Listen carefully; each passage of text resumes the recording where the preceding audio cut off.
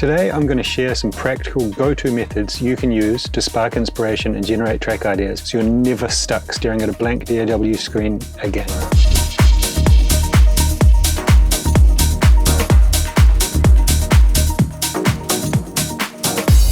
Hey guys, Dilby here. Welcome back to the channel. Lately, I've had a few people ask me, where do you find inspiration when you're writing music? And honestly, it's a big question. It can get pretty deep and philosophical, but this channel is about actually making music, not just talking about it. We're about finishing tracks here, not sitting around waiting for the muse. So today I'm going to break it down in a real, usable way, because inspiration isn't some magic moment. It's a skill that you can develop. Just quickly, if you like the track that's playing in the background, it's a new one of mine, out now. There's a link in the description to Beatport and Spotify if you want to go and check it out. And if you like these videos, the best way you can support the channel is Patreon, where you can download project files, submit tracks for feedback, and lots of other benefits. That's also linked below. Now let's get inspired.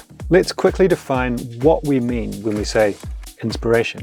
The Oxford Dictionary says, inspiration is the process of being mentally stimulated to do or feel something, especially something creative. So in the context of making music, we can break it down into 3 key steps. 1, collect sources of inspiration. 2, combine them to form a creative idea or concept. And 3, turn that idea into a track. I need to mention here that we are all essentially doing this when we're making music, whether we're doing it indirectly from our memories and experiences or directly using specific references and cues. In this video, we're going to look at methods of doing this directly and intentionally. So with our 3 steps in mind, let's look at how we can optimize each of these steps. Inspiration is happening all the time. Perhaps the only time it's not happening is when I sit down to a blank Ableton project and tell myself, all right, be inspired now. So instead of forcing it, I like to stay open and actively collect inspiration from a few main places. I collect inspiration from music, from old music which I find on YouTube,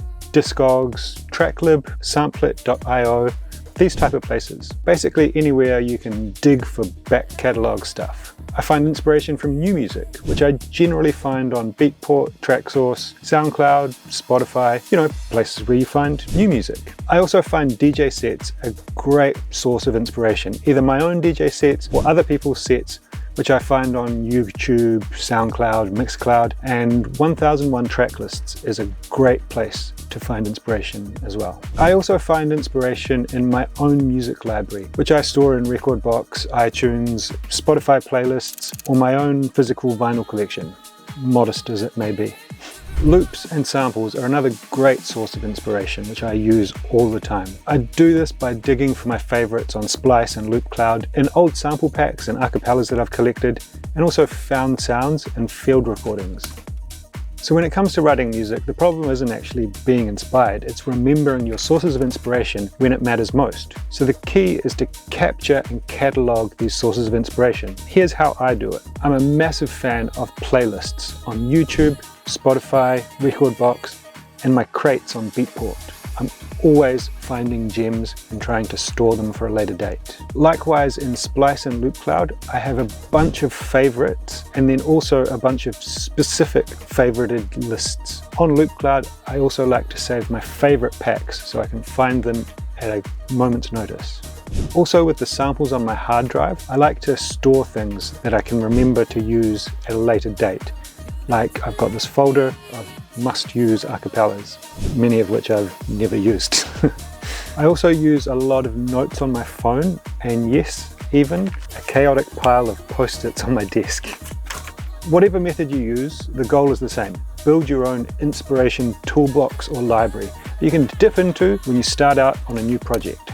So this is a step that a lot of people skip, actually formulating an idea before jumping into the production. I notice a lot of producers avoid referencing things directly. They feel like it's cheating, but being intentional with your inspirations isn't copying. It's how creativity works. We all deal with imposter syndrome, but being honest and deliberate about your references is really powerful. I mean, we're all doing it anyway. We're simply choosing to do it directly instead of from memory.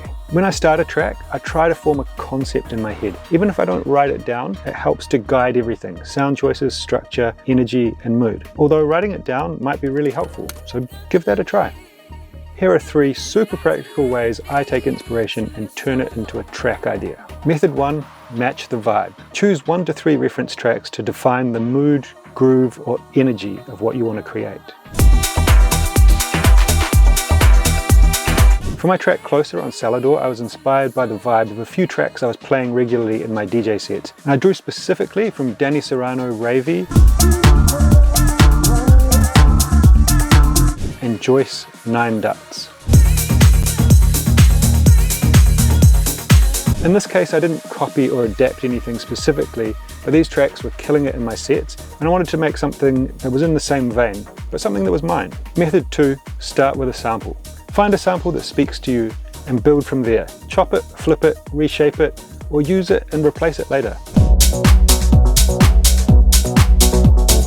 I thought it might be helpful to show an example from another artist. Now, I don't know that this was the exact process, but the track is built around a loop from Denny's sample pack on Loop Masters.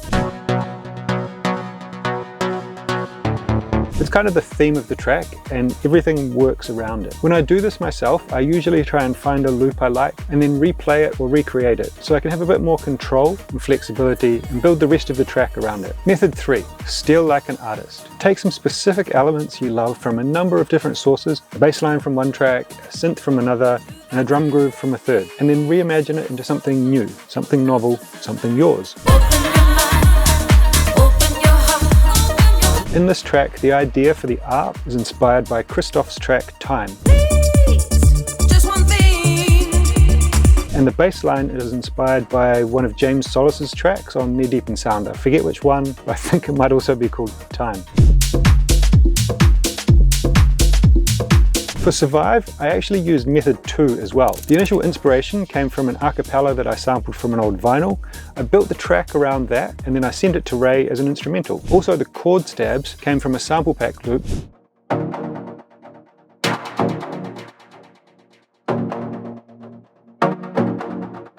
which I replayed and remade so I could have a bit more control over the sound and the automation.